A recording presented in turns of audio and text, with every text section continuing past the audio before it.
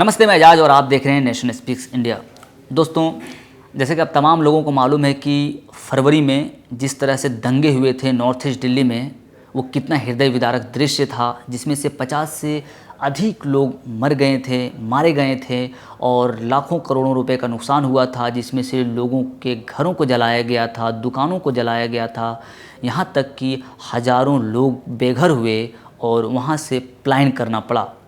दूसरी ओर अगर देखें तो जिस तरह से इस खबर में दिल्ली दंगे को लेकर के जो एक नई ट्विस्ट आई है, उसमें से यह बताया जा रहा है कि दिल्ली दंगा प्री प्लान्ड था।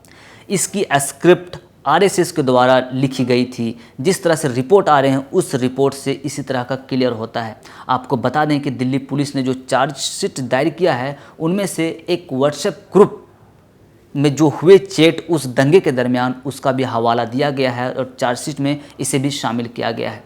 आपको बता दें कि जैसे कि आप तमाम लोगों को मालूम है कि 23 फरवरी को कपिल मिश्रा जो भारतीय जनता पार्टी के नेता हैं, उन्होंने एक भाषण दिया था सीएए के खिलाफ। जो लोग विरोध प्रदर्शन कर रहे थे उनके खिलाफ कि अगर ये लोग अपना धरना प्रदर्शन नहीं हटाएं तो हम इन लोगों को देख लेंगे और पुलिस भी हमारी कुछ नहीं कर पाएगी।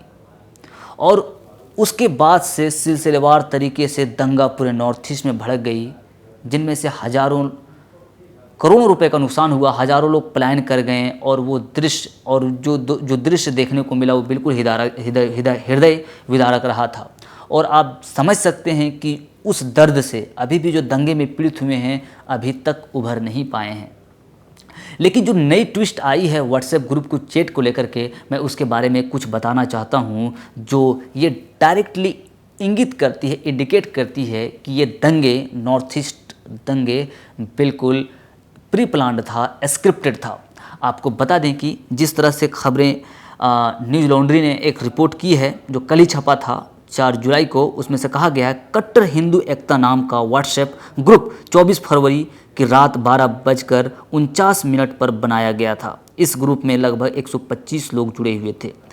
एक ग्रुप बनता है जिसका नाम है कट्टर हिंदू एकता ग्रुप, जो 24 फरवरी को इसे बनाया गया है, जिसमें से इसका नाम ही है कट्टर हिंदू एकता ग्रुप, जो जिसमें से 125 लोग जुड़े हुए हैं। पुलिस ने चार्जशीट के साथ कट्टर हिंदू एकता ग्रुप व्हाट्सएप में 24 फरवरी से 8 मार्च के बीच हुई तमाम बातचीत को भी कोर्ट में जमा किया है, जो न्यूज़ लॉन्ड्री के पास मौजूद है। इस ग्रुप में हुई बातचीत आरएसएस, कपिल मिश्रा, मस्जिदों में आग लगाने और मूर्तियां स्थापित करने, बंदूक, पिस्टल और गोली के लेन देन के बारे में और मुसलमानों को मारने की साजिश के इर्द गिर्द रही है। इतना ही नहीं, इस ग्रुप में मुस्लिम महिलाओं का दुर्व्यवहार करने की भी बात कही गई है। तो ये है व्हाट्सएप ग्रुप का चैट। ये तो थोड़ा सा अंश है जिसमें से ये इंगित किया जा रहा है और कि ये जो दंगा हुए थे नॉर्थ ईस्ट दिल्ली में वो प्री प्लान्ड थे। उसका जो एक भाग है जो वायरल हो रहा है उस व्हाट्सएप ग्रुप के चैट का, जो अभी भी वायरल हो रहा है, उसमें से यह बताया जा रहा, लिखा गया है कि भाई आरएसएस के लोग यहाँ आए हैं, यहाँ सपोर्ट में ब्रिजपुरी में, और 9 मुल्लों को मार दिया गया है ब्रिजपुरी पुलिया पर। हिम्मत बनाए रखो और इनकी बजाय रखो। जय श्री राम। यह है व्हाट्सएप ग्रुप का चैट जो हिंदू कट्टर ग्रुप में चैट किया जा रहा है। आपको बता दें कि किस तरह से लाशों को नालियों से बरामद किया जा रहा था, गटर से बरामद किया जा रहा था, उसी को लेकर के ये बात कर रहे हैं कि 9 मुल्लों को मार दिया गया है और पुलिया में फेंक दिया गया है। आप लोग हिम्मत बनाए रखिए। जय श्री राम। तो आप समझिए दोस्तों कि किस तरह से माहौल बनाया गया था, उस टाइम प्री स्क्रिप्टेड थी घटना। दूसरी ओर अगर देखें तो सरकार दिल्ली नॉर्थ ईस्ट दंगे को भड़काने को लेकर के सिर्फ एंटी सीएए प्रोटेस्टर को गिरफ्तार कर रही है, जो जिसे लेकर के कंट्रोवर्सी बनी हुई है और लोग अलग अलग तरीके से सरकार को इस बात को लेकर के घेर रहे हैं और सरकार से सवाल कर रहे हैं, लेकिन सरकार इस पर जवाब देने को ज़्यादा ही गंभीर नहीं समझ रही है।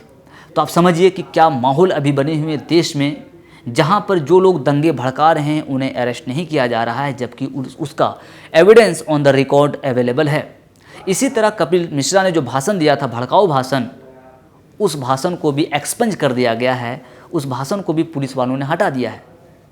और जो लोग विरोध प्रदर्शन कर रहे थे सीएए के खिलाफ, उन्हें सिर्फ अरेस्ट किया जा रहा है और यह कह करके कि इन्होंने दिल्ली दंगे को भड़काया है, जिसमें से बहुचर्चित नाम सफूरा जरगर जैसे लोग भी शामिल हैं, जिन्हें कुछ दिन पहले ही रिहा किया गया था। उन पर यूएपीए लगा दिया गया है। ना जाने इस तरह के बहुत सारे लोग हैं जिन पर यूएपीए लगा दिया गया है इस दंगे से रिलेटेड, और जो लोग दंगा कराने की साजिश किए हैं, स्क्रिप्ट लिखे हैं, वो अभी भी अरेस्ट से, गिरफ्त से बाहर है।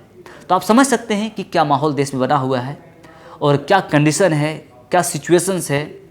आप अच्छे तरीके से समझ सकते हैं इस व्हाट्सएप ग्रुप के चैट को पढ़ने के बाद से, जिस तरह से न्यूज़ लॉन्ड्री ने एक्सपोज करने का काम किया है। अभी के लिए बस इतना ही। इस तरह के तमाम खबरों के साथ जुड़े रहने के लिए देखते रहिए नेशन स्पीक्स इंडिया। शुक्रिया।